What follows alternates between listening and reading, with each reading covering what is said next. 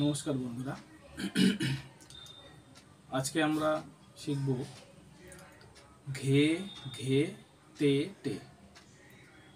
আবার বলছি ঘে ঘে তে টে। তো এবার ঘে ঘে তে টেটা আমরা কিভাবে বাজাবো? এই যে দুটো আঙ্গুল, এই দুটো আঙ্গুল একসাথে, আর এই আঙ্গুলটা একটা সিঙ্গেল আছে। এই দুটো দিয়ে কি করব, ভালো করে দেখো।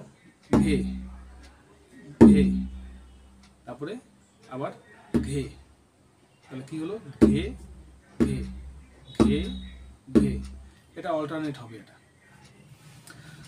আর হাতটা কোথায় রাখবো? গাবের ঠিক উপরে রাখবো। দেখো দেখাচ্ছি আমি একটু, এই পজিশনে। ঘে ঘে তে টে টে টে।